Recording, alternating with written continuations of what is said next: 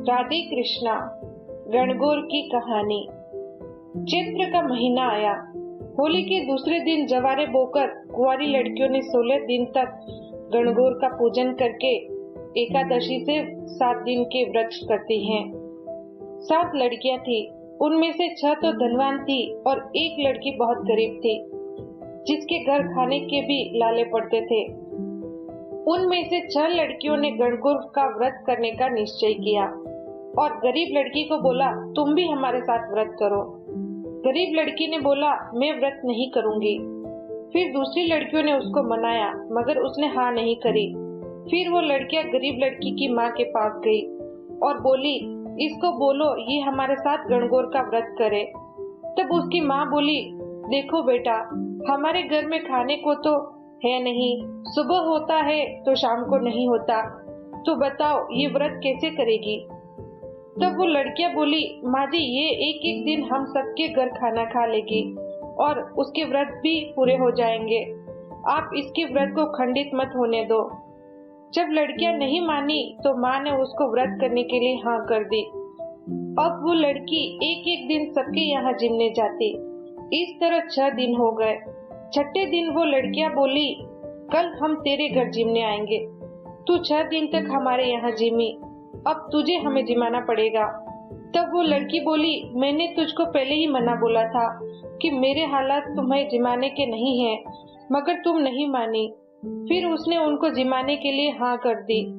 फिर वो घर आई और माँ से बोली, माँ कल सारी लड़कियां हमारे यहाँ जिमने आएगी। तब माँ बोली, मैंने तुझे पहले ही बोला था, तू उनकी बातों में मत आ, अब अपने घर में तो खाने को कुछ है नहीं। अब माँ को गुस्सा आया और लड़की को पीटने लगी, तो वो लड़की जंगल में भाग गई और एक जगह सो गई। इधर ईसर और गोरा जी ये सब देख रहे थे। गोरा जी ने ईसर जी से कहा, देखो भगवान, कोई अपनी शरण में आकर सोया है। तब ईसर जी ने कहा, दुनिया में बहुत से लोग दुखी हैं, किस किस का ख्याल रखे। तब पार्वती जी बोले, नहीं ईसर जी, इसको तो हमें पूछना ही पड़ेगा, इसने हमारा व्रत किया है और दुखी है। यदि आज हमने इसकी खबर नहीं ली तो दुनिया में फिर हमें कोई नहीं पूछेगा। तब ईसर जी और पार्वती जी नीचे आए और उससे बोले, हे बेटी, सोई है या जाग रही हैं? चिंता में क्यों पड़ी हैं? तब लड़की बोली, मैंने गणगौर का व्रत किया है।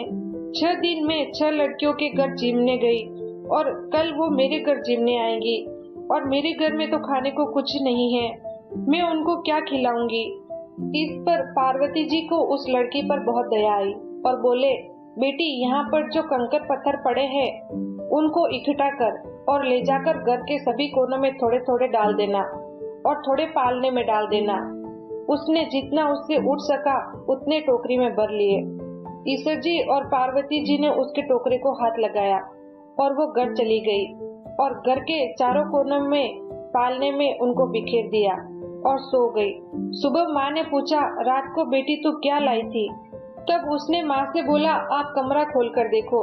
माँ ने जब कमरा खोला तो उसमें हीरे मोती जगमग कर रहे थे और पालने में एक छोटा सा कुंवर खेल रहा था।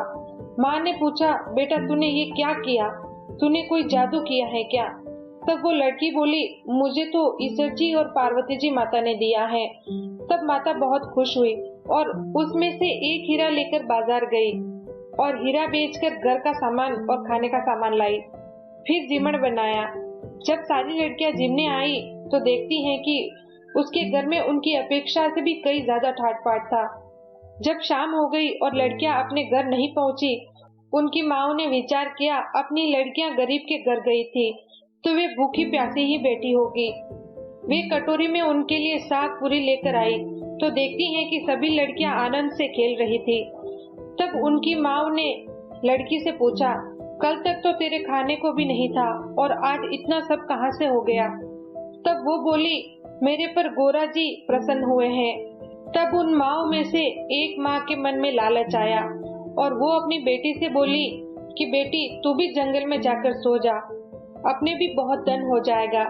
तब बेटी बोली, माँ भगवान जरूरतमंद पर कृपा करते हैं, दूसरों पर नहीं। परंतु माँ नहीं मानी और माँ के आगे बेटी की नहीं चली। वो जंगल में जाकर सो गई। ईश्वर जी उसके सपने में आए और बोले, बेटी सोई है या जाग रही है? बेटी बोली, सोई भी नहीं हूँ और जाग भी नहीं रही हूँ, चिंता में हूँ। मेरे घर पर मैंने लड़कियों को जिमने को कहा है और मेरे घर पर कुछ नहीं है। तब ईश्वर जी बोले, तेरी चिंता तो मैं अभी दूर कर देता हूँ। सुबह उठकर बगीचे में से केर सांगरिया ले जाना और वो पूरे घर में बिखेर देना। सुबह वो उठी और बहुत सारी केर सांगरी तोड़ी और घर आई माँ से कहा, माँ हांडी में केर सांगरिया उबालने के लिए रख देना, मैं लड़कियों को जिमने के लिए बोलकर आती हूँ। जब उसने लड़कियों से कहा मेरे यहाँ जिमने आओ, तो उन्होंने कहा, तेरे घर तो एक बार हमने जिम लिया है, फिर से क्यों जिमा रही हो? तो वो नहीं मानी और उनको जिमने के लिए ले आई। उसने जब हांडी को खोलकर देखा तो उसके अंदर सांप बिच्छू भरे पड़े थे। वो बहुत घबरा गई और बोली, उसके घर तो धन हो गया और मेरे घर सांप बिच्छू। वो दौड़कर उस लड़की के घर गई और उससे बोली, ये क्या हो गया? तब लड़की बोली, भगवान भूखे को देते हैं, धनवान को नहीं। तब वो लड़की के पैर पड़ती हैं।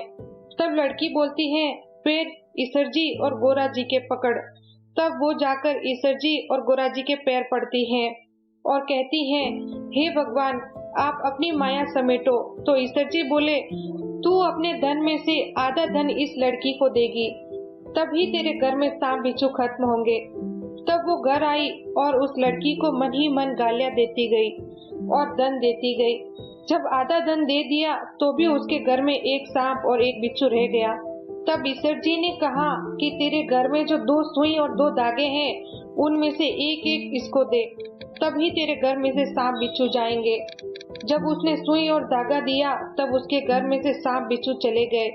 भगवान ईश्वर जी और पार्वती जी उस लड़की पर प्रसन्न हुए वैसे सब पर होना और उस औरत पर रूठे जैसे किसी पर भी मत रूठना। गलत हो तो सही करना, अधूरी हो तो पूरी करना। बोलो ईश्वर पार्वती जी की जय।